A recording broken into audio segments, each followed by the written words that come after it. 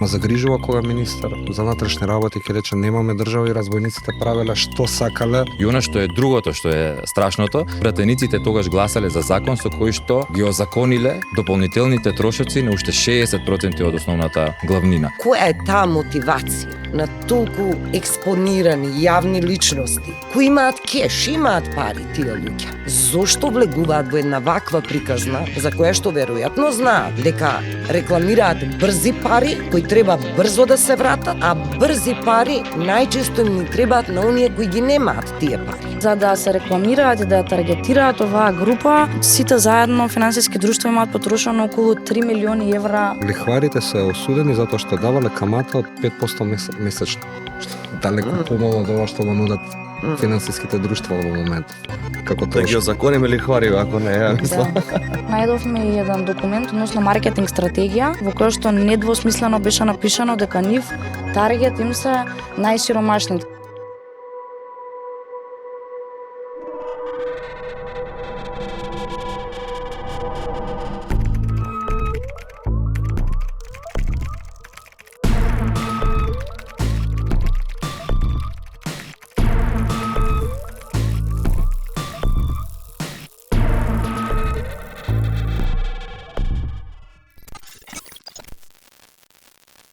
Добро вечер и добро дојдовте во новата епизода на Разговор во редакција. Јас сум Деница Чадиковска. Јас сум Бојан Становски, добро дојдовте. Александра Денковска.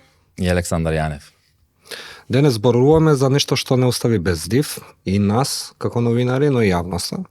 Да, во неделата објавивме еден прилично вознемирувачки документарец Украдени животи и знаеме дека секој од вас по гледањето остана свесен дека ова е нешто што може многу лесно да му се случи на било кој, некој буквално да го украде вашиот идентитет и да ве принуди да враќате долгови кои што никогаш не сте ги направиле.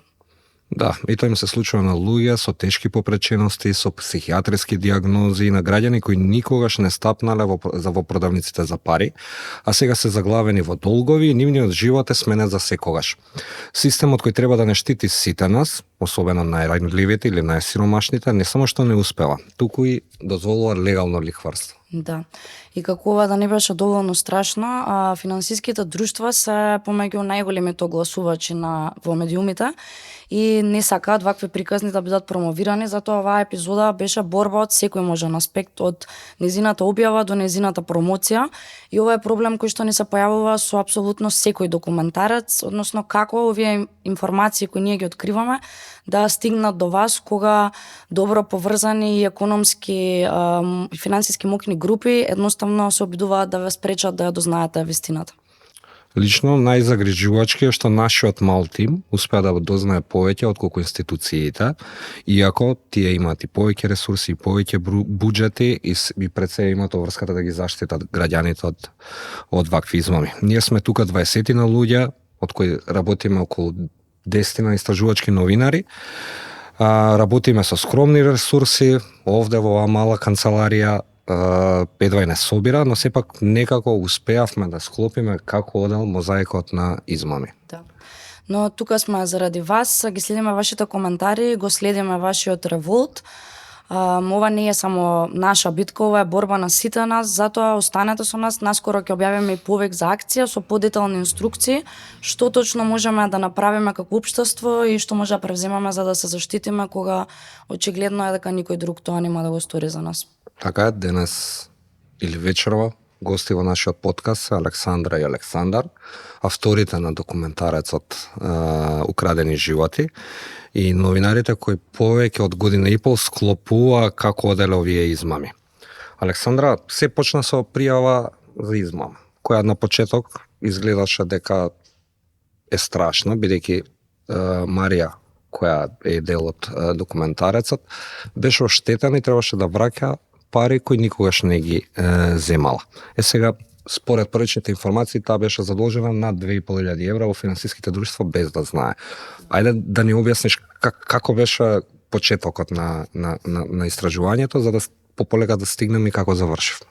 Значи, ние кога ја запознавме Марија, она беше во една навистина траурна ситуација, затоа што беше задолжена, имаше блокирани сметки, не знаеше како ќе ги враќа парите, плюс пријавувала во МВР, пријавувала во обвинителство. Од незината пријава до моментот ние кога ја имавме запознаено беа поминати неколку месеци и немаше ништо преземено за тоа. Незините адвокати барале не знам, прием во обвинителство, информации до каде е случајот, зашто во меѓувреме не и блокираат сметки. Ама никој никаква информација не и дал, а она, како да кажам, она рече си имаше склопено мал случај самата. Значи си ги имала земено сите документи, отишла физички одела во секој се сезаме финансиско малку друштво. како да имаш одредена предистрага направена пред да истражува. Она отишла пешки одела во секој финансиско друштво за да види дали на други места е задолжена. Да, браво и за храброста на Марија која што се согласи да се снима и да биде дел од документарецот. И беше многу трпелива, реално, низ целиот процес. Александар, може ли повеќе да ни раскажеш за процесот на истражувањето? Значи на почетокот некако се беше чудно, почнавме да собираме податоци за да се утврди како е Марија злоупотребена, како може некој да направи лична карта која е идентична на оригиналот, да отиде во банка, да подигне пари, да купи телефонски број, а како што кажа измамникот дури може и граница да се помине со истите документи. Нешто повеќе за процесот наш на истражување да раскажеш. Видете, тоа всушност најмногу не шокираше и нас. На почетокот истражувањето почна сосема во друга насока. Јас и колешката ги истражувавме веќе некое време финансиските друштва и нивното работење, од аспект на финансиското работење, трошоците што ги наплатуваат од граѓаните, и кога се појави Марија, всушност приказната доби сосема друг тек.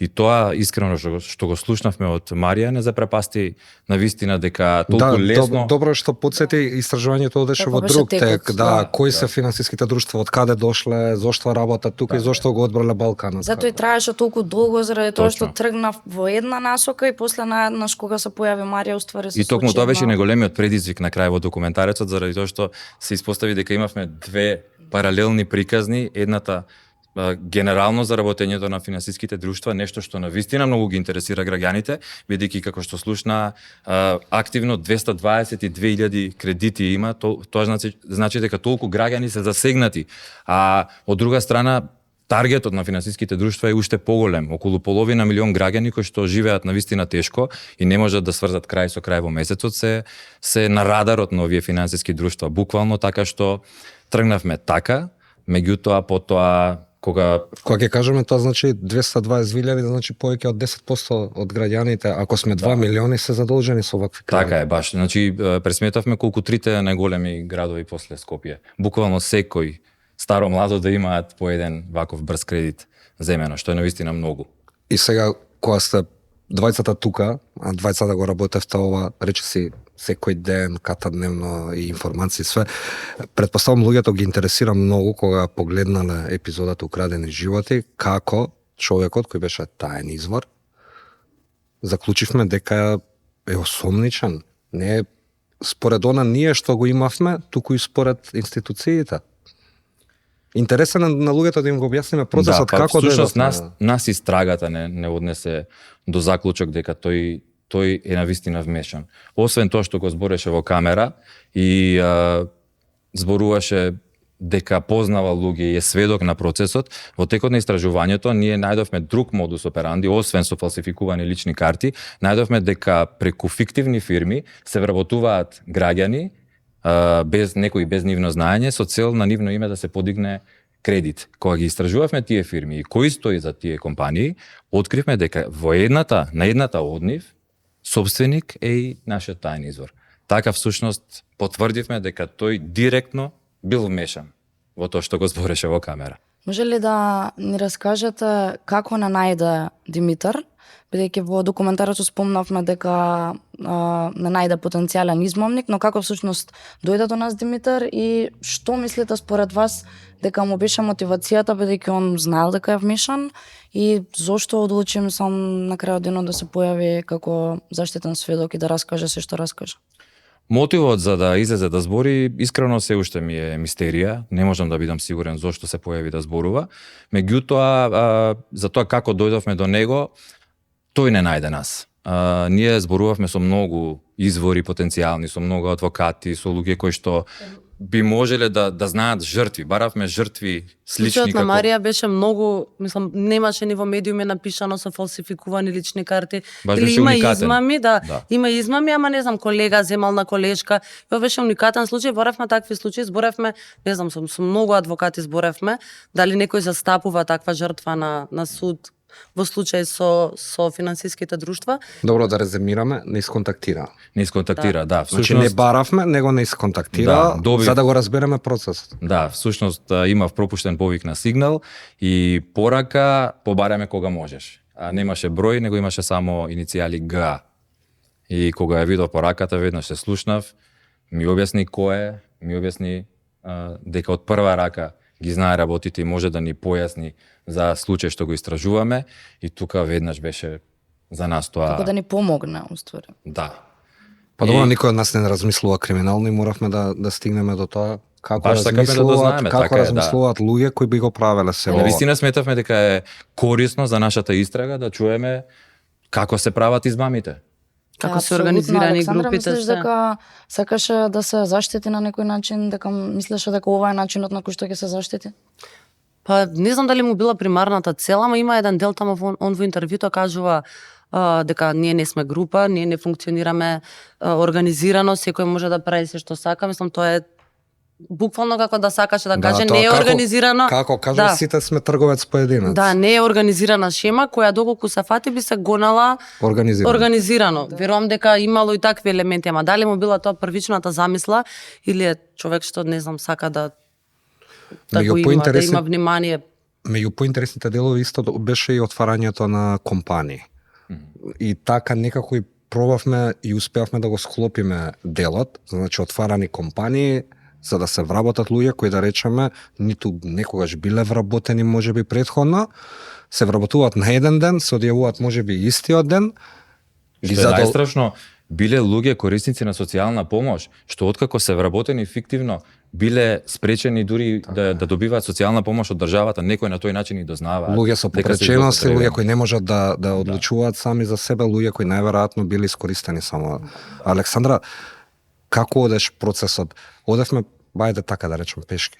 Фирма по фирма, Да, човек пешки по одевме, човек. скроз пешки одевме, фирма по фирма, ни се појави додека бевме на судењето на Марија, сретнавме уште еден адвокат кој што кажа дека во нивното финансиско друштво има уште еден ваков случај и реално тој ни го даде контактот од втората жртва, која што ствари беше дете на 20 години, мислам дека тогаш имаше, пријавено во една од овие фирми. Ја проверивме фирмата, кој е собственик, кој бил собственик и тргнавме да ги бараме лицата кои што се појавуваат како контакти на некој начин, да речем, во оваа фирма. И така дојдовме до сите фирми, меѓу кои оваа на Димитар. Сите лица што се пријавени ги проверувавме еден по еден, ги баравме избирачките список, по избирачки список на адреси ги баравме, одевме кај нив дома, дел најдовме, како што може да се види во документарецот, дел или се иселени од државава или не знам, живеат на други адреси, тотално. Деница, пред да отидеме на делот, бидејќи најверојатно луѓето многу ги интересира и како се дојдени финансиските друштва тука и кои се и што се, ним беше исто многу интересно дека се правеле лични карти во Косово и во Албанија, ова е според тврдењето на Димитар, дека лицата кои потоа ги ставале на личните карти доаѓаат од Бугарија и од Србија. Е сега мене ми отвара ова друг интересен момент. Значи, во Македонија се уште има фалсификувани лични карти, кои да речеме не освен за на подигање брзи кредити. Најверојатно може да се искористат и на избори, може да се искористат и во други намени. Точно, па тоа е големо прашање кое што онака не загрижува, дури во едниот случај кога ги посетивме луѓето, не подсети на случката со Пустец кога се носеа луѓе непостоечки и се пријавуваа на адреси тука.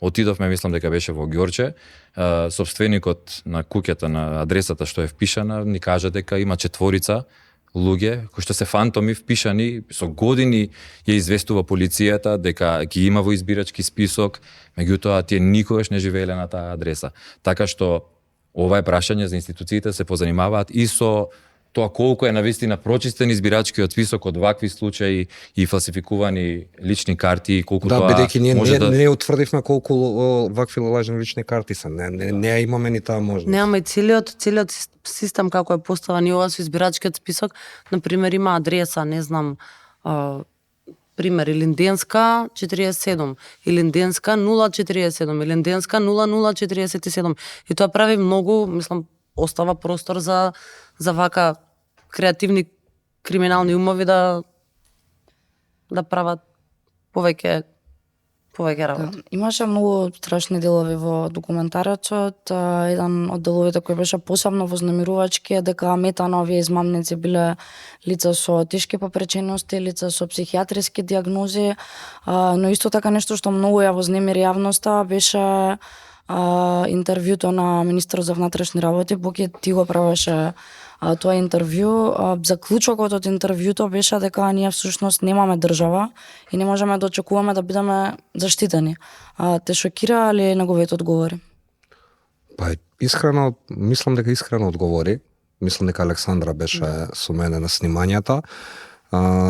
Најверојатно сакаше да каже дека воопшто не се постапувало во периодот изминат. Може би фалеше дел да каже ова и ова е превземено и сега од денес или од вчера го направивме ова и ова, ама загрижува кога министер за внатрешни работи ќе рече немаме држава и разбойниците правеле што сакале изминатиот период и затоа неверојатно имаме и толку злоупотреби на вака недолжни граѓани.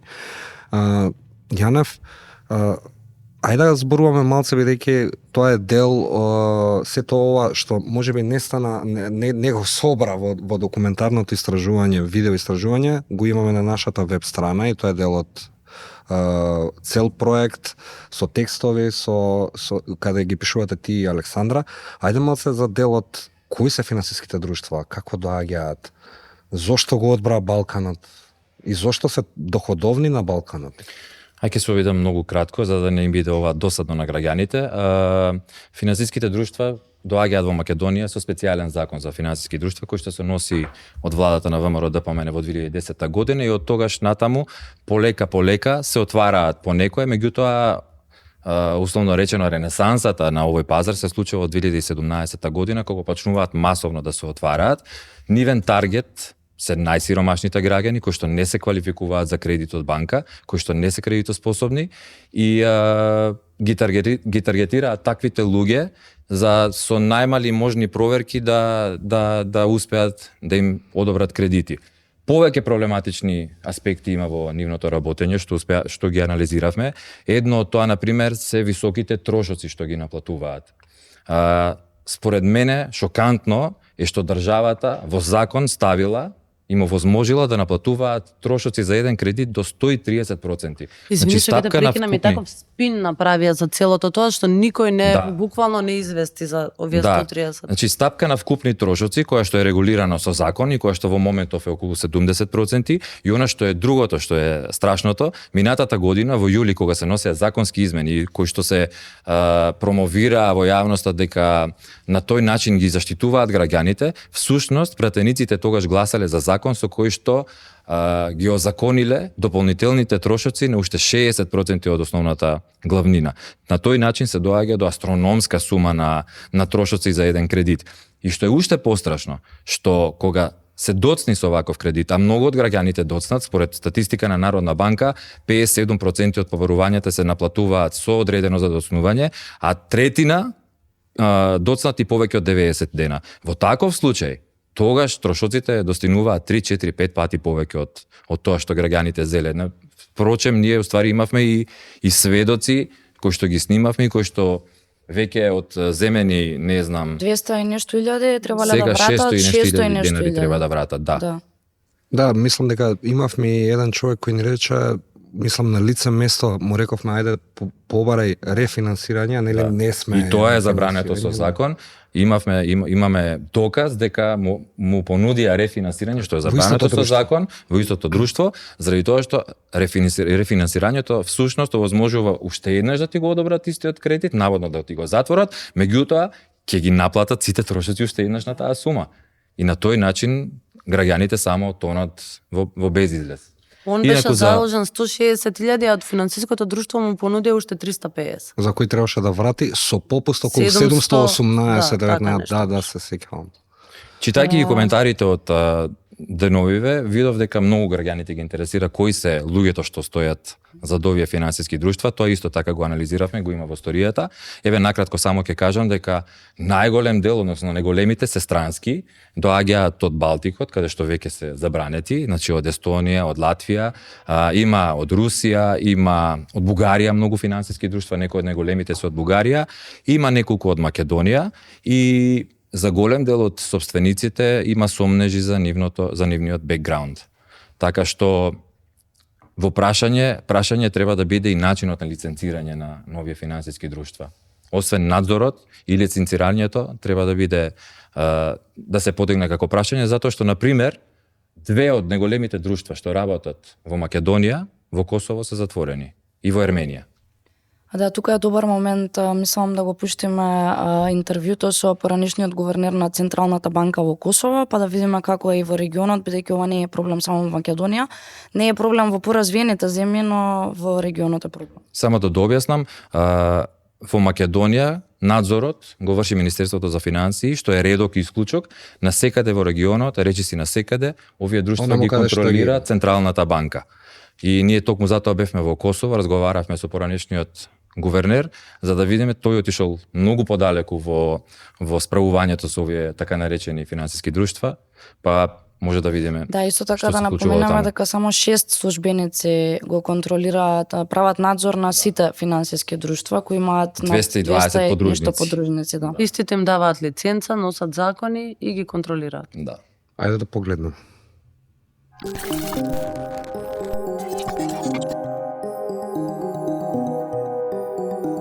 Të pas parasysh gamën e gjerë të mbikëqyrjes dhe punëve që ka Ministria e Financave, jem shumë i sigurt që vazhdoni këto institucione mbikëqyren shumë pak, edhe për këtë arsye mundësinë e veprimit të operimit e kanë shumë të madh. Rastin konkret po flas për rastin e dy institucioneve në Kosovë, rastin e Monegos dhe të Jutë Kredit. Këto institucione në Kosovë prej ditës parë kur kanë filluar të operojnë në Kosovë, i kemi mbikëqyrë nga afër. Dhe kemi pa që këto dy institucione nuk janë duke i kryer obligimet, detyrat, përgjegjësitë konform mandatit që e kanë marrë, konform legjislacionit fuqi që ka qenë Kosovë. Kur them konform obligimet, detyrat, obligimet që i kanë marrë, nisna nga fakti se këto institucione kanë ndërzuar një plan biznesit, e kanë, si themi, janë konsideruar ndoshta si vlerë shtume për sektorin financiar dhe për vendin, për ekonominë të nësi, e që me pastaj kanë deviju komplet nga plani i biznesit me cilin e kanë marrë edhe regjistrimin. Dhe për këtë arsye, për një periudhë kohë gjatë, mund të themi, pothuajse një vit, këto institucione i kemi mbikëqyrë shumë nga afër, i kemi dhënë herën e parë, kemi shku, i kemi ekzaminu, ku kemi pa që ka një rritje, po flas fillimisht për Jutë Kreditin, aplikojnë normat e interesit më shumë se 100%, edhe pse në planin e biznesit të cilët e kanë ndërzuar kanë parashikuar që do të aplikojnë një normë efektive të interesit diku parafërsisht rreth 30%, edhe pse kjo është prapë e lartë, por të pas parasysh aktivitetet të cilat i kanë ofruar shërbimet e shpejta, deri në një mas, si themi, kanë mujt të mirë kuptohen. Po aplikimi i normës të interesit 80-70 në rastet saktume, po flas vetëm për Jutë Kreditin dhe mbi 100% normën efektive të interesit, ku ky institucion, po flas për Jutë Kreditin, ka filluar të mbledh edhe depozita. Edhe pse në takimet që kemi pas, takimet që kam pasur unë personalisht me drejtorin e menaxhues këtij institucioni, thotë se nuk janë depozita, po në parem kur analizon kontratën brenda, emrin vendosja si dush, po ishte një depozit.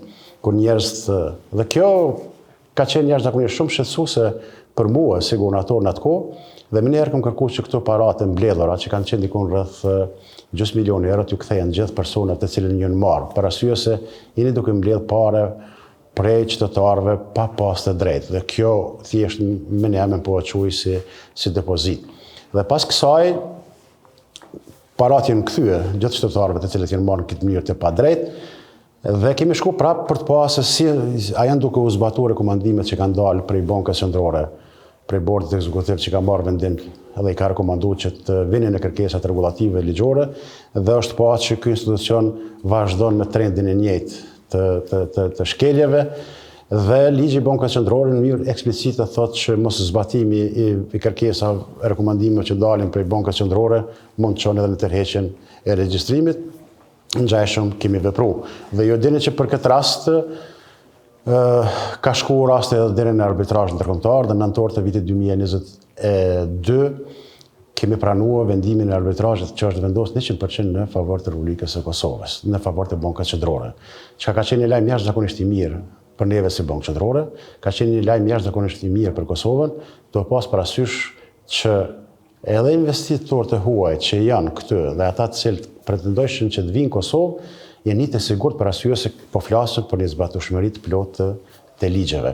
Ngjashëm ka qenë edhe rasti i Monegos, ku thujese ka qenë praktike njëjtë, sikurse që e elaborova të rasti të kreditit, po Monego ka shku në gjitha instancat gjyqësore në Kosovë. Tu fillu prej gjykatës themelore, gjykatën apelit, gjykatën supreme dhe gjykatën kushtetuese, dhe gjitha vendimet janë nxjerrë në favor të Bankës Qendrore, gjë që ka konfirmu pra edhe një herë që vendimet e nxjerrura nga una e Bankës Qendrore dhe unë sigur ato ka qenë vendime të drejta dhe të bazuara në ligj. Dhe tash kjo t'jap me kuptu, këto institucione janë duke operuar në Maqedoni, këto institucione operojnë edhe në Shqipëri. Jam shumë i sigurt që operojnë dhe veprojnë ngjajshëm siç kanë vepruar në Kosovë. Mirë po, të pas parasysh gamën e gjerë të aktivitetet që i ka Ministria e Financave në Maqedoni, shumë pak merren me këto institucione. Prandaj mund të visi përfundim që është më mirë që mbikëqyrën nga Banka Qendrore në Kosovë sesa që mbikëqyrën nga Ministria e Financave në Maqedoni. Po këto institucione nuk kanë të drejtë që të marrin të merren me depozita. Domethënë, tendenca ju të kreditit për të mbledhur depozita në mënyrë të kundërligjshme dhe mund të themi se ka pas tendencat që të çojnë në të ashtu quajturin në lloj sistemi piramidal në Kosovë. Dhe kjo për këtë arsye ne kemi pranuar informata në atë kohë edhe nga Agjencioni Kosovar i Inteligjencës, ku na kanë bërë me dije që këto institucione janë duke e rreziku edhe sistemi sigurinë në vend. Dhe për këtë arsye nuk është që ne nuk kemi pas një bashkërendim, koordinim të aktivitetet me gjitha institucionet në vend, përfshi edhe institucionet e sigurisë. Pra, në rastin konkret, ne kemi pas që këto institucione janë duke cenu edhe duke qunë drejtim të asaj që të shkaktojnë edhe të cenojnë edhe sigurinë në vend.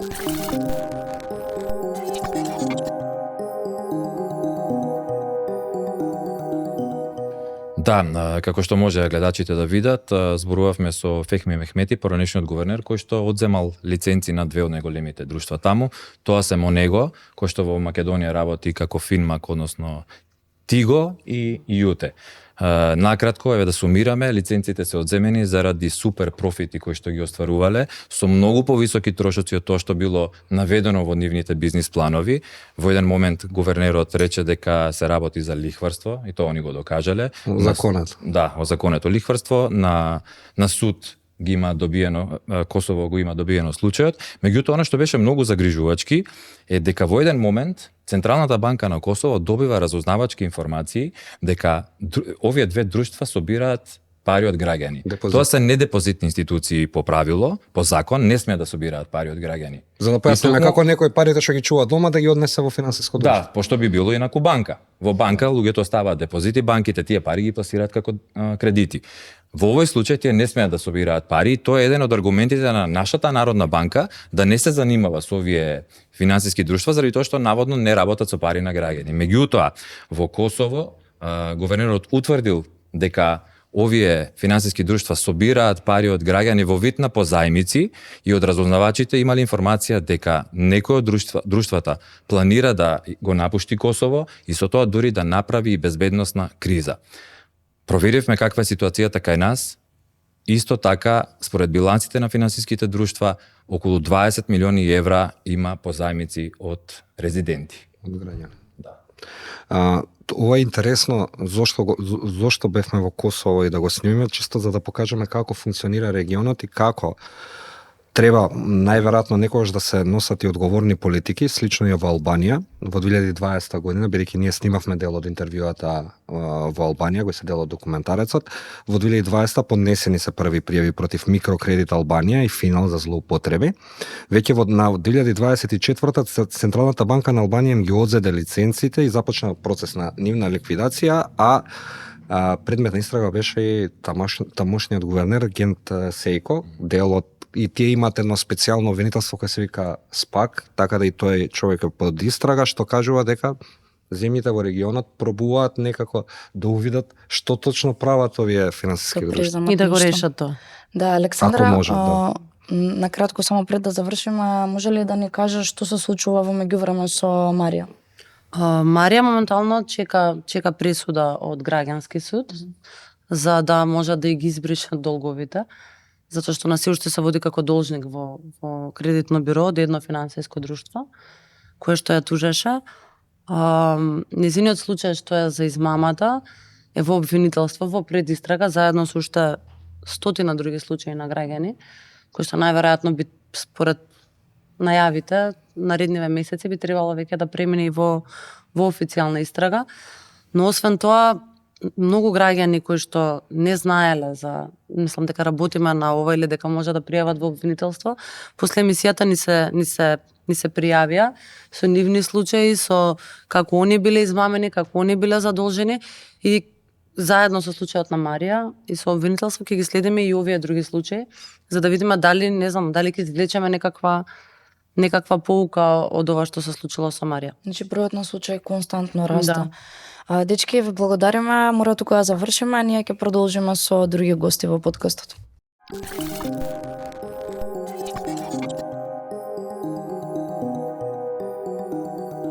Добро вечер за акторот и комичар Бојан Вилевски и за нашата колешка и долгогодишен економски новинар Анета Додевска. Добро вечер. Го изгледавте документарецот, најверојатно ги прочитавте историите кои ги објавивме и деталите околу начинот на измами и функционирањето на овој бизнис. Бојан, ќе почнеме со тебе. Дали си рекламирал брзи кредити и доколку дојде ваква примамлива понуда до тебе, дали би прифатил да бидеш, например, нивни бренд амбасадор и да ги убедуваш граѓаните дека всушност да се задолжиш сосема окей? Јас имав понуда за бренд амбасадор пред 4 години. Понудата беше меѓу 4 и 5 илјади евра пари и дополнителни пари за нови спотови кои што не влегуваат во таа сума. Не се договоривме и не ја прифатив таа понуда, меѓутоа се случи во една ситуација за реклама која што требаше да оди на бугарски пазар, па после одеше на наш пазар, кратко одеше неколку дена. Се случи да пред 4 години имам една кратка реклама снимена, кога да речеме во тој период свеста за како да кажам, за оно што го носат со себе, мислам не се амнестирам, да не ме сватите погрешно, меѓутоа реално свеста за тоа што носи брз кредит во нашето општество беше не на ниско ниво, туку не постоеше. Ние не знаевме како општество што се брзи кредити до пред 4-5 години. Така да немав ни појма дека е тоа, да речеме сега во овој момент. Јас сум имал понуди и од неколку казина, и од брзи кредити, од нови фирми, така натаму што се на пазарот се сме појавени како, не знам, како печорки никнуваат веќе. Така да сето тоа ми е трното на страна и сакам сепак да бидам пример кој што ќе биде на едно друго ниво, нема да биде само да се важни финансиите или парите, туку да понудиме нешто сосема различно и поинакво во понудата веќе мене кога ќе отвориш нема реклами, нема. Значи ако има некој маркетинг, тоа треба да е нешто што стварно вреди да се рекламира. Анета, еве го слушнав Бојан што зборува, долго следиш економски прашања, можеме да зборуваме и најверојатно се сеќаваш на ТАТ, пирамидални штетања, пропаѓање на банки, стечај на финансиски институции. Сето ова е дел некако од нашата економска историја, сме го живееле, но дали вака кога ќе видиш, ниту еден друг бизнис нема ваква брзо растечка прогресија. Значи, и да сето ова да се рекламира и да се нуди на граѓаните како производ од, да речеме, добро познати општествени луѓе кои имаат некаков кредибилитет кога ќе излезат јавно на реклама и Кога влегов на снимањево, донесов листови овде, па колешката Маја се нашали, зошто толку листови како да доаѓаш од некоја партија, ми рече. Бидејќи вообичаено гостите кога доаѓаат со тие изборни нели листови, За одбрана со подготвени. Да, подготвени за одбрана. Или за напад, и за напад се прават листови. Во случајов овдека не сум ни за одбрана ни за напад, туку за една анализа, еве ако успеам да придонесам во оваа ваша приказна за зголемување на свесноста. Поентата ми беше со листовите 15 на листови, а прашав колегата Александар Јанев колку беше законот, од прилика 30 листови.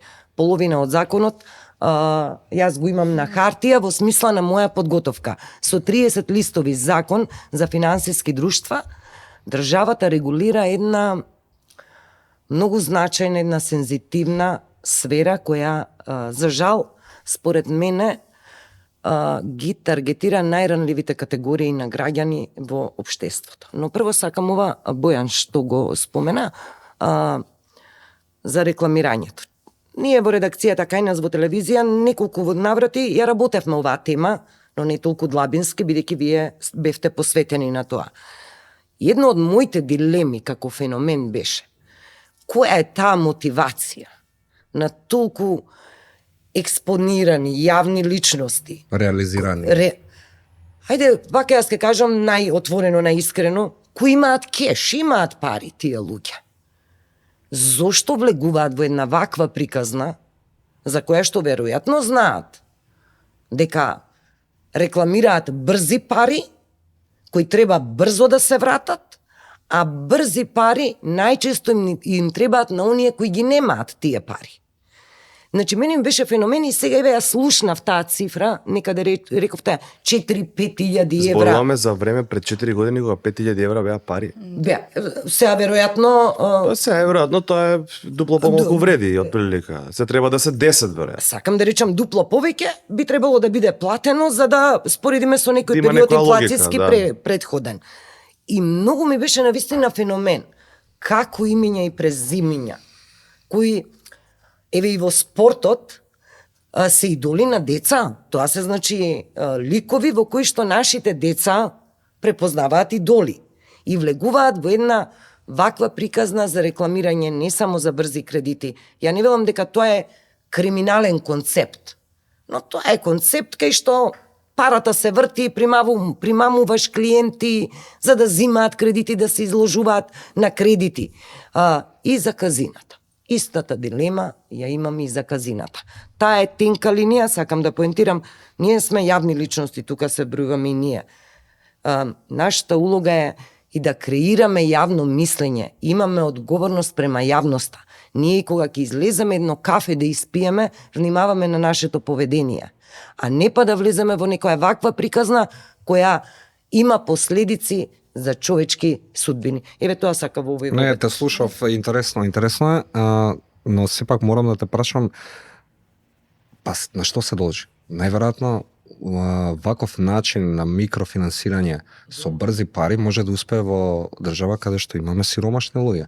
Најверојатно богатите луѓе не би се задолжиле во вакви микрофинансиски друштва. Дали е сиромаштијата еден од клучните параметри за да натера некого да дојде до пари, како што рече, кој во моментот ги нема? Две работи кога би го изгледав првиот дел. Значи, јас правам разлика по мене во оваа приказна на два дела ми. Криминалот, кој се однесува на кражба на идентитети, фалсификати, тоа е еден тип на криминал кој треба да биде третиран сериозно од државата. За кој што многу малку се зборува. Се зборува, еве, почнуваме да зборуваме, ајде да зборуваме, така? За податоците многу малку се зборува. Тоа е тежок облик, значи, на криминал. Тоа е еден дел од оваа приказна. Вториот дел од приказната за мене, економскиот, ме праша Бојан, што е со оние луѓе кои доброволно, без никаков криминал, без никаков фалсификат, одат за да подигнат брзи кредити. Таа структура, вечерва јас можам да анализирам. Тоа се тие потенцијални клиенти. За мене, реков, ме праша дали е мотив од сиромаштијата. Не, јас препознавам два мотиви. Едниот е сиромаштија, другиот е потрошувачкото општество. Ако сакате веднаш ќе ги образложам, ако не може да влеземе во ме некој... интересира во потрошувачко општество може да влезат пола милион од луѓето кои живеат со Да. некакви Сите просечни ние. примања и Да, и јас што сакам супер ташна од 500 евра. И јас сум таргет во таа категорија. И децата кои одат, помладите да земат кредит на името на таткото, за да има најнов тип на некоја марка На мобил. телефон. Да, но тоа не го бројувам во групата на сиромашти. Тоа Затоа е реков. без. Тоа е без. Да, тоа не е, но ние успеавме во текот на истражувањето, најдовме и еден документ, односно маркетинг стратегија од финансиските друштва упатено до маркетинг агенција, во која што недвосмислено беше напишано дека нив таргет им се најсиромашните. Значи зборуваме за луѓе кои се невработени, за луѓе кои се со минимални примања, тоа беа нивните таргети и за да се рекламираат и да ја таргетираат оваа група, сите заедно финансиски друштва имаат потрошено околу 3 милиони евра само за рекламирање. И сега откако кажа ти дека ти понудиле пред неколку години 4-5 илјади евра за не знам една реклама. Не, тоа е само за бренд амбасадор. Аха. Другите фактички рекламите не влегуваат во таа сума. Таа Не сума сака да тоа кажа што- Деница многу пари се во однос Да, на 3 сакам да милиони кажам- евра кои ги трошат Да, годишно. Тоа смислам стварно. смешни пари се реално Луда бонус. сума е некој да ти понуди 3-4 илјади евра за рекламирање. Па не, види, у принцип Треба да ги имаш за да ги понудиш. Тоа Да, те сакам да разбирам, кажам. те разбирам. Огромен дел го трошат на ова за да стигнат баш до оваа во категорија. во тоа време кога се тргнуваше оваа приказка, ти не знам дали се сеќавате, беа една или две, значи мислам дека прво ти сите знаеме кој е. Меѓутоа во тоа време им требаше подигнување на видливоста и бренд awareness, односно бренд менеджмент на самото друштво. Добро, морам да те извини само мал ќе продолжиш. Како бираат кој е погоден или не е погоден? Немам појма. Појма немам. Едноставно, јас во тоа време бев дел од менаџерска агенција, се јавија у агенцијата, побара седна со менаџерот, разговара, во втората фаза се вклучив јас. Разговаравме и некако мене ми изгледаше чудно целата таа ситуација. Пак ќе речам, немавме ние свест што се случува, немав доволно информации и не сакав до крај да влезам бидејќи немав појма што е тоа. И секам како јас треба на луѓево да... И затоа се нафатив само на една мала реклама, викам, ајде да видам што е ова, знаеш, да видам како луѓето ќе реагираат на таа ситуација. Да ви кажам право, во тоа време реакции негативни немаше. Рекламата одеше на Facebook, на Instagram со спонзорства, со доле во коментари имаше од типот на сака го направте Бојан сега, пример. Тоа е веќе лично. Да. Некој лично не те сака. Немаш од типот на зашо ги рекламираш овие и така. Значи зборуваме, јас само сакам да видам како ќе реагираат луѓето. Среќа што тоа така тргна, што не влегов all in, за после година и пол од тогаш да ги во короната многу се сменија работите, нели таа инфлација што настана се затвара, нели знаете како беше. Да. И тогаш луѓето беа сака пари, имаше потреба од пари, се намалили заработувачката. И тогаш се отвори ситуацијата во таа 21 година конкретно, а ова јас што го зборуваме 2019 према 2020. Тогаш ти понудија пак? Тогаш пак седнавме, меѓутоа тогаш беше веќе бидејќи луѓето во маркетинг беа многу коректни, многу фини, едниот од нив е македонец, иако е странска фирма, се удруживме, седнавме у кафана, викам другари, ние ќе ручаме, меѓутоа дова нема да има ништо. И седнавме, ручавме, тоа е тоа.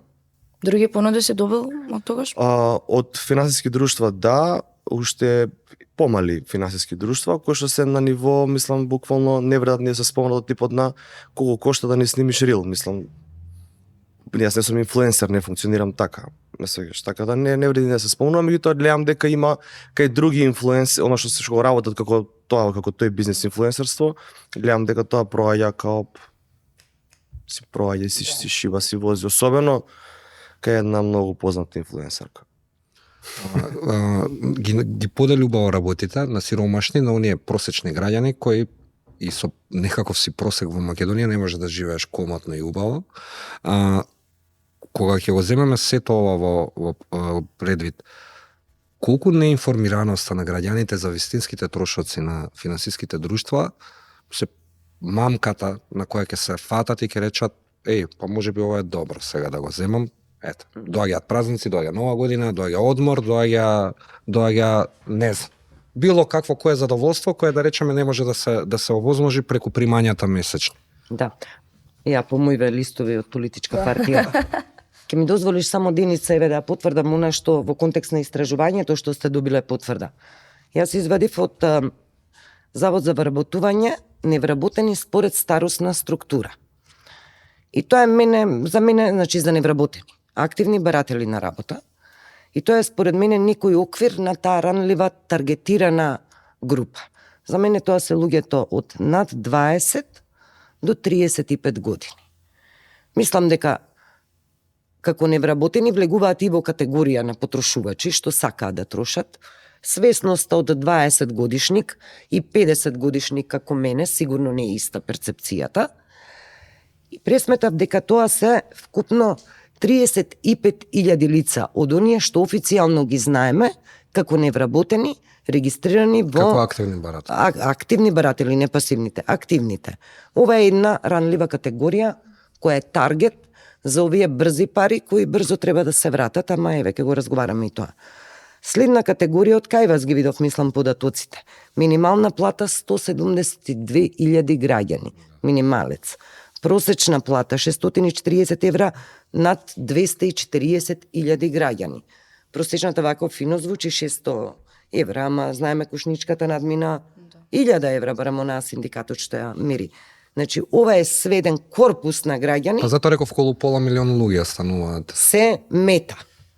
А вториот дел од мотивот сепак се оградувам во потрошувачкиот дел, бидејќи различно е оди да се коцка, па поврзани со финансиски друштва, па продолжува да се коцка. Имаме такви судбини, познаваме од блиско обкружување, без да знаат родителите, децата влегуваат во такви ненормално високи долгови. Добро, мислам дека малце се направи стигма дека брзите кредити се користат единствено за коцкање, за задоволство. Не единствено, меѓу другото велам. Ние имавме велам. и случаи каде што луѓе стварно морале да се задолжат заради одредени болести, Здравствени рано, да. Да, но и меѓу другото се користат баш затоа и казината, така се стратешки поставени продавниците за пари, најчесто се наоѓаат до казина и обложуваат. Сега сака, во контекст кога го договаравме разговорот, пред некој ден шетав во аеродром пешки и од моја десна страна ги броев чекорите. 100 чекори, на 100 чекори мои ододени, вака имаше 5 финансиски друштва, меѓу нив 3 казина.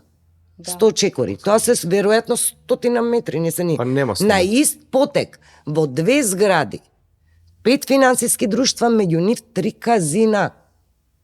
Што говори тоа? Значи, пак, наменски. некоја психологија има и во тоа, но не велам дека се само за тоа таман работа. Еден колега на работа, денеска го коментиравме ова, вели, бев сведок како 2 деца во кола седат, таткото оди во продавница за брзи пари, децава го чекаат, искача среќен и им вика, ми одобрија. Таа е веројатно таа категорија на сиромаштија, на кои што им требаат, за жал, ова го кажувам, му верувам на колегата дека е вистина, го коментиравме, еве и јас се најжи во моментов, значи таа е таа ранливата категорија каде што тие пари требаат, сега и во моментов. А во однос на информираноста, пробав на дел од сајтовите вака да видам кај нив. Таа болка имаме ние и со банкарскиот сектор. Секакви регулативи носевме за да го притиснеме да ни каже колку не кошта еден кредит, не само каматата. И еднократни, и двократни, и шесткратни трошоци, и надоме све колку ме кошта мене на крај тој кредит. Бидејќи не е само ратата со каматата. Вака вика, од 6.000 до 30.000 динари брз кредит за онлайн 50% попуст. Ова не го разбирам што е. 50% попуст ако земеш онлайн. Шо? Попуст? Па најверојатно се однесува на трошоците, кои не ги кажува. Не знам, немам појма. Потрошувачки кредит само за 10 минути. Трчај, зимајте пари. Добро, ако разбираш. Сакам да речам, Добар маркетинг, добар силни маркетинг. реклами за лепење За на неинформирани клиенти. граѓани. Но колку се навистина трошоците, еве го разговаравме, Бојан, ја прочита во законот. Трошоците со последните измени од На јули, 60. јуни 23 година кога беше, кога се донесе правилник и се смени законот, да. 60%. Но вие со колегата Јанев ме поправивте. На тоа надодадовте уште Уште 70% и доаѓаат 130%, а за разлика од тоа што го проверувавме, например, во Албанија, за дел од друштвата каде што и се затворени поради ова оди до 170% трошоци. Таму за долг од неколку илјади евра станови им зема. Има веќе постапка за одземање на лиценци, се ликвидирани друштва кои во меѓувреме, го објаснувавме ние во првиот дел од подкастот, дури оттишле во варијанта на собирање депозити од граѓаните кои потоа ги пласираат како кредити. А тие не се банки, не можеш ти да собереш депозит, да вложиш депозит штеден влог, па потоа да го пласираш Сега не знам регулацијата дали иста во Да. Албанија и кај нас, значи во тој дел, но недостасува тој дел на силна информираност на граѓанинот. И чесен пристап. Вика 12.000 денари за 7 месеци. Ова е пресметка од финансиско друштво. Ратата ви е 2023 денари, 14.160 денари, значи зимате 12.000 денари. Ако редовно го враќате за 7 месеци, ќе вратите 14.160 денари обврски до отплата на кредитот. Што е ова, сега не го разбирам. Ја не го разбирам, веројатно вкупни обврски или необврски. Ова е све во контекст дека недостасува таа детална Чекай информираност. се, маца, ова се 12 ги зимаш, 14 враќаш. И 200 ги враќаш за Добро. 7 месеци, додека Ако си обврски коректен и плаќаш. Ако плаќаш на време, значи ти за 7 месеци за 12.000 Ќе треба платиш да 2000 денари плюс, така? 2200 денари плюс. Па тоа не е страшно. Тоа не, но ти вика обврски до отплата на кредит. Е, сега што е Но тоа? дали се тоа вкупни обврски? тоа. Тоа е моето прашање. Или можеби е тоа сумата што прво треба да ја вратиш, па после ти се рачуна основицата. Колку непознати имаме во Е, муабет? па не, тоа не ми е Тоа е јасно. целта Колку е не да бидеме збунати уствари од ова. Јас имам малци искуство со. Имам земено пар пати брз кредит. Меѓутоа со памет и со ум, у која смисла, мислам, има случајно неколку пати, да речеме, правев турнеја прошла година, имав големи, зборам, трошоци во илјадници евра трошоци, кои што за кратко време мораш да ги треба платиш сала, треба платиш пиар, маркетинг, треба платиш оперативни трошоци, кои што се 5, 6, 7, 8 милијади евра, зависно како. И сега летно време, сакав да одам и на одмор пред турнејата, една недела, маца се опуштам. И да, сум земал брз кредит, затоа што веќе немав више у мене готово све ми отиде у трошоци во екипа, во тим, во оператива и така натаму. Ме реков ајде одам на одмор, но со ум, односно да, јас сум земал некоја сума, сега не се сеќам, мислам дека беше некои 30.000 денари, небитно. Знаеш дека веќе за наредниот месец ти имаш прилив на нови средства со кои што треба да си паметен, да ги вкалкулираш и да ги вратиш. Не да ги враќаш една година, туку буквално зборам за 30 дена, неполни. Ако сум ги земал јас на 20 август, на 15 септември да ги вратам. Да. Во тој случај немаш опасност.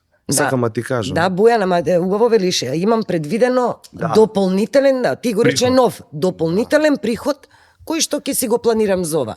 Различна е приказната кога одиш, зимаш и треба од плата да го вратиш. И веќе платата повторно и правиш дупка.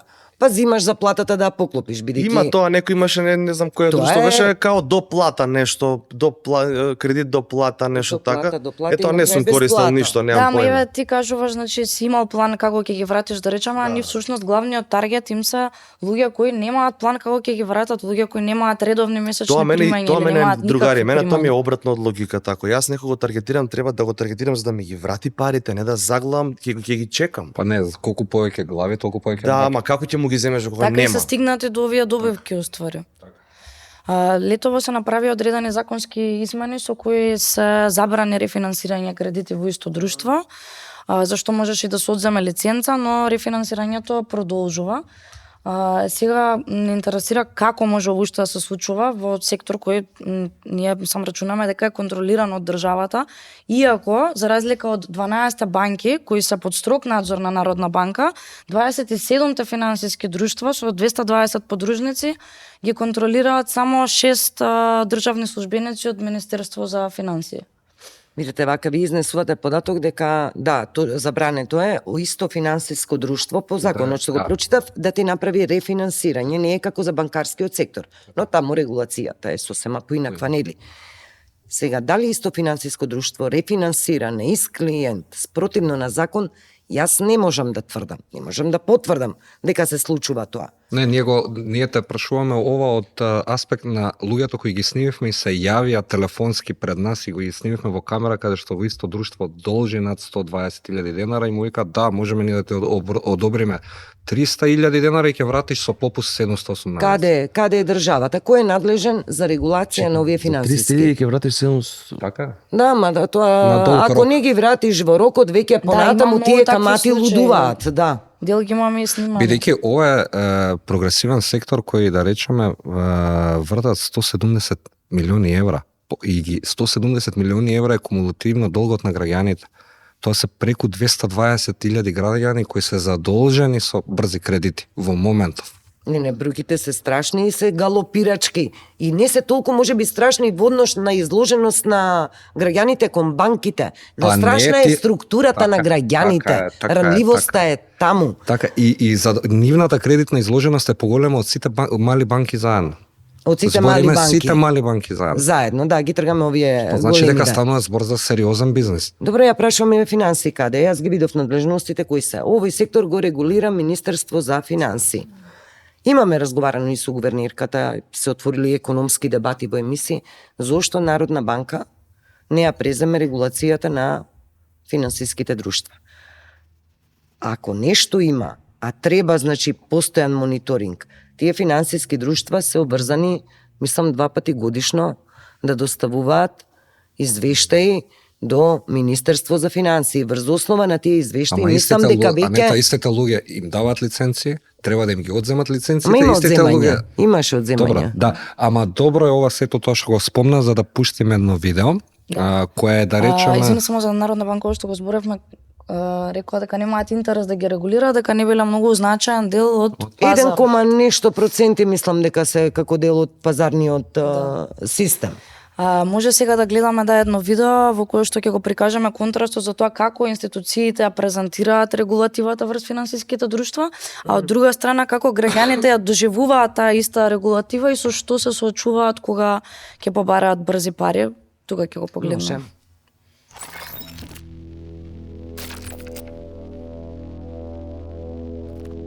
Дента кога позајмуваш, треба да размислиш за дента кога ќе го вратиш тоа. Дали имаш можност да го вратиш? Затоа што клучот и во финансии е, доколку позајмуваш нешто е да премостиш одреден период за кој можеш да го издржиш финансирање. Мислам дека трошоците мора да се транспарентни. Тоа е клучот во пазарна економија. Тие зашто ги земавте вториот кредит? За мене, што лежив во болница, лежив. Ако лично ме прашувате дали би влегла во било кое финансиско друштво, секако дека не, може би заради тоа што сум човек кој што работел во банка и за мене банкарскиот сектор во Македонија е многу добро регулиран, така да секако би земала кредит таму. Како ги коментирате каматите кај финансиските друштва? Видете, тука треба да зборуваме за трошоци. Зашто гледате дека некои дури објават камати кои се нула во пазарот. Колку вкупно пари земавте? Вкупно од сите членови дома се земени негде во кредити околу 6.000 евра. За кој сега моментално треба да вратиме околу 20.000 евра со се извршители со камати и со све. Каква е просечната каматна стапка во банкарскиот сектор на кредитите? Во моментот просечната каматна стапка изнесува 5,5%. Знаете дека во Законот за финансиски друштва законски дозволениот лимит е 130% за еден кредит? Ефективна каматна стапка? Како што посочив ги немаме деталите, бидејќи сепак ние не сме регулатор на Како тој коментирате сегмент. оваа каматна стапка која што дури повеќе од Па двојна? нашиот коментар за тоа е многу јасен. Тоа е всушност лоцирани во самиот извештај за финансиска стабилност, дека во многу случаи каматните стапки се на вистина високи, особено ако се стават во сооднос со расположливиот доход и капацитетот на граѓаните за отплата на нивните долгови. Инаку лично во вакви услови што кажавте никогаш не би пропорачал да се позајмат такви средства финансиски за кои треба толку трошок да се плати. Јас и кога дојдов како министер за финансии прашував зошто имало потреба од отварање на вакви финансиски друштва, ама тоа кажуваат се имало своја причина. Некогаш не е прв пат, не сме исклучок. Има во цела Европа вакви финансиски друштва. Јас дури имав еднаш разговор на телефон, она мене како ми објаснуваше дека ќе дојам до степен да немам на детето пари леп да му давам да јаде. Дека треба да размислувам подлабоко, за дека ја моментално си играм извини вака, ми изразував дека утре ќе она толку мене многу ќе ме срозала, што ја утре на детето кога ќе родам ќе немам пари леп да му дадам. Зошто Народната банка не препознава интерес да ги превземе надежностите врз финансиските друштва, а за тоа да направи подобра супервизија и да ги заштити граѓаните? Не е прашањето за интерес, значи прво прашањето треба да се регулира во законската рамка. Јас воопшто немам дилема дека да можеме да постигнеме договор уште веднаш би ги префрлила финансиските друштва во рамки на Народната банка. Зошто? Затоа што сепак тие имаат долгогодишно искуство во овој дел и многу полесно ќе се справат. Вашиот коалицијски партнер од владата Вреди во предизборието ветуваше дека ќе ги затвори финансиските друштва што даваат брзи кредити. Ќе ги поддржите ли во оваа намера? Значи, ако нешто ја наруши финансиската стабилност во државата, треба да се најде начин како полека да се излезе од тоа, но преку ноќ ништо не е возможно.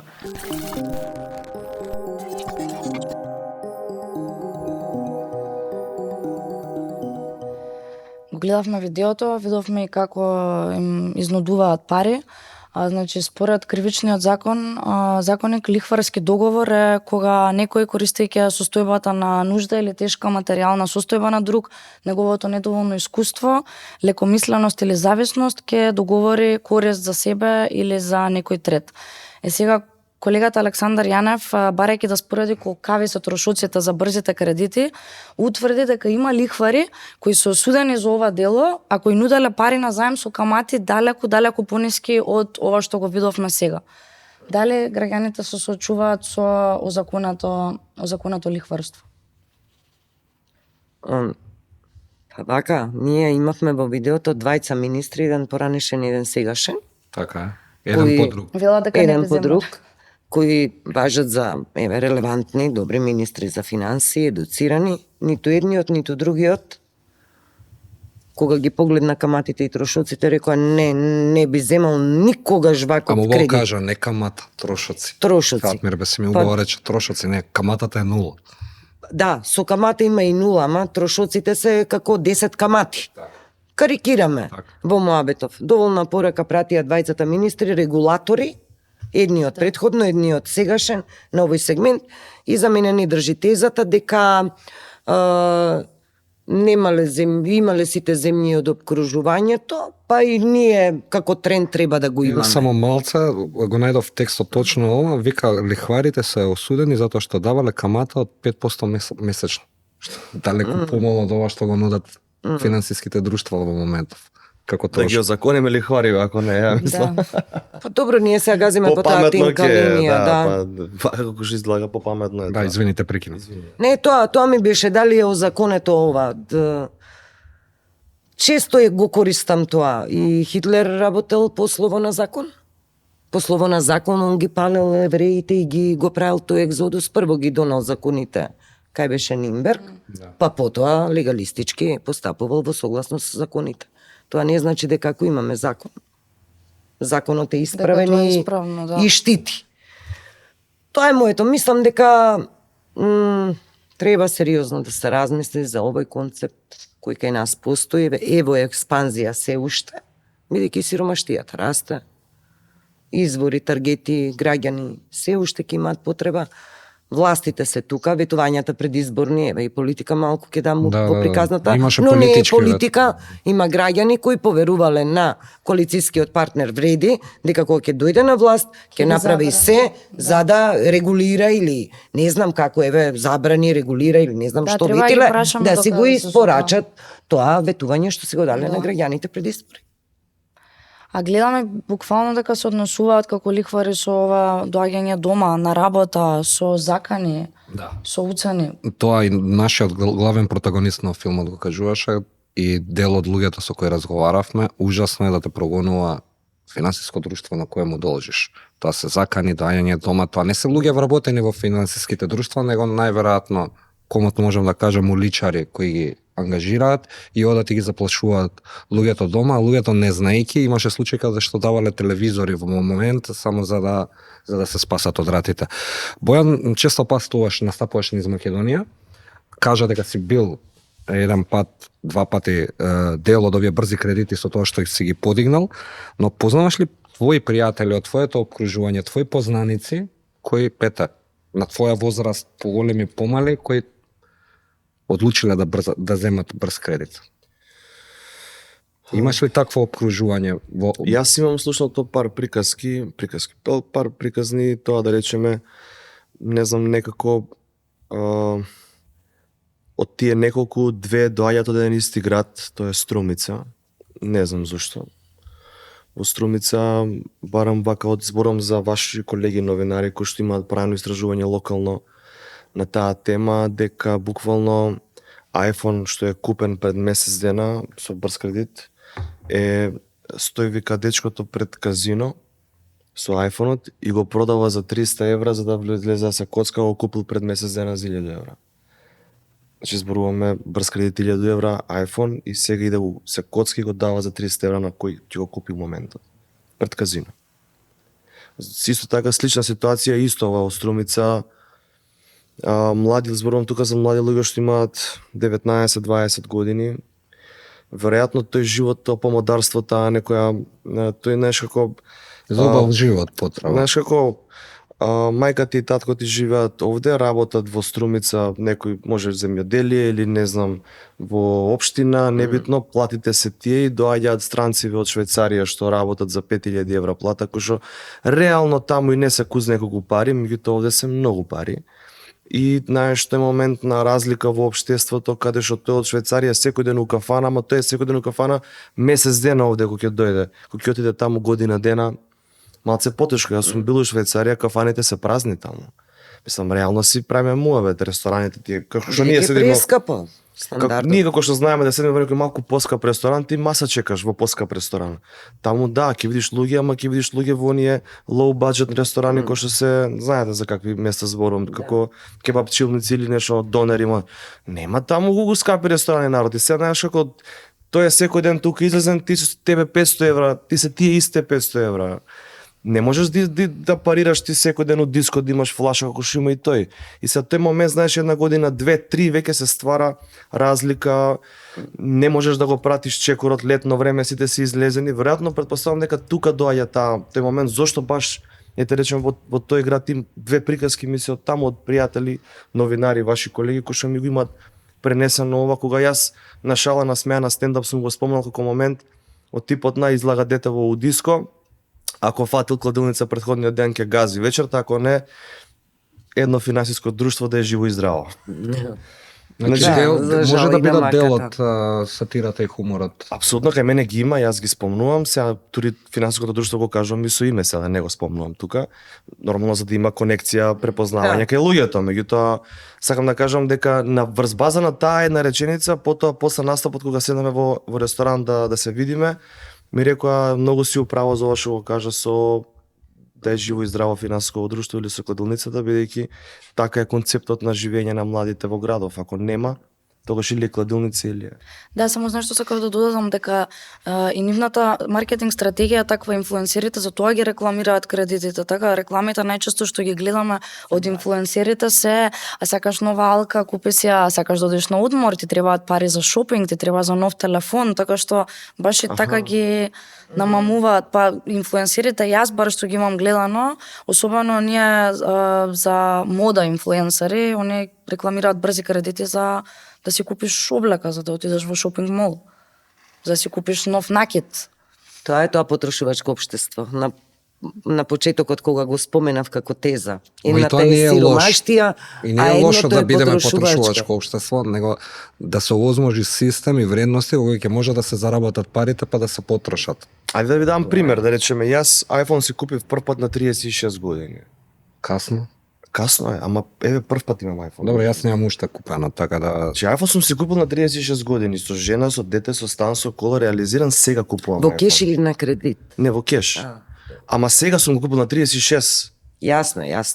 Не сум купил на времето ако Samsung Galaxy било, да речем, у тој момент телефон кој што сега би бил на ниво на iPhone во тоа време пред 10 години.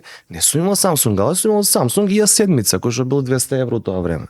Значи, зборуваме за за тоа да си ги даде, да си ги спружиш нозете колку што ти е чергата и нормално свеста колку ти е развиена во главата. Да, Бојана, ма како ќе му објасниме нова 20 годишно дете? Како што и јас не сум го купил. Не ги споредувај тие времења. 20 годишно дете невработено, тие што ги извадив.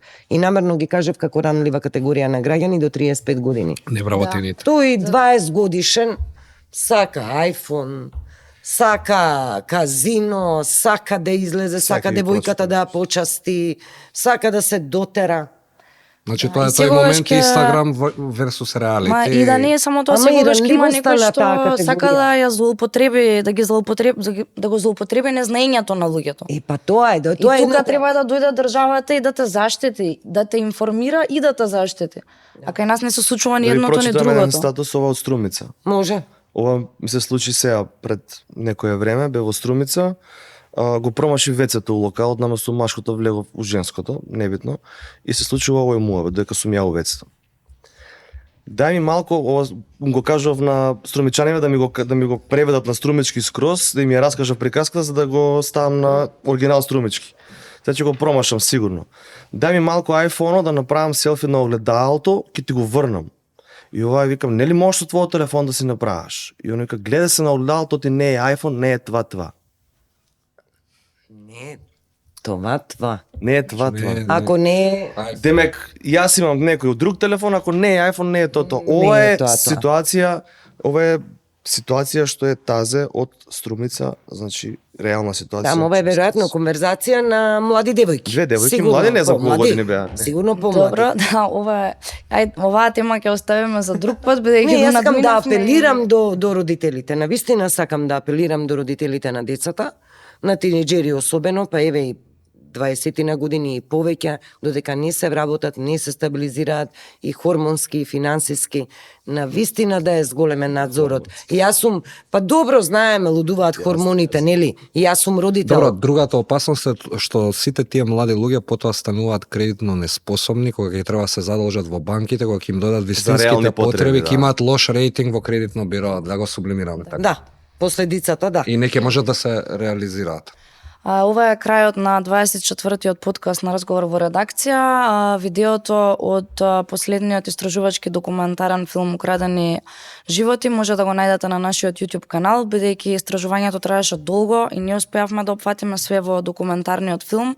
Подготвивме и проектна страна со истражувања, клучни наводи, документи која може да ја најдете на irl.mk. Ви благодарам што бевте гости, мислам дека можеме одличен разговор. Да, ви благодарам на двајцата за разговорот и порака до луѓето, внимавајте кога одите да земате брзи пари и брзи кредити и барајте да ви информираат за тие пари што ги земате колку треба да вратите. Да, ве охрабруваме во работата. Јас само сакам да кажам дека се препозна некоја тензија кај вас во самата реализација на првиот дел од емисијата. Дури јас како гледач дома сама се почувствував тензично, вознемирено. Таа вознемиреност ја препознав кај колегите кај вас кога го работевте тоа, но веројатно е очекувано бидејќи ви имавте контакт со криминалци по дефиниција. Ве охрабрувам да продолжите. Благодариме.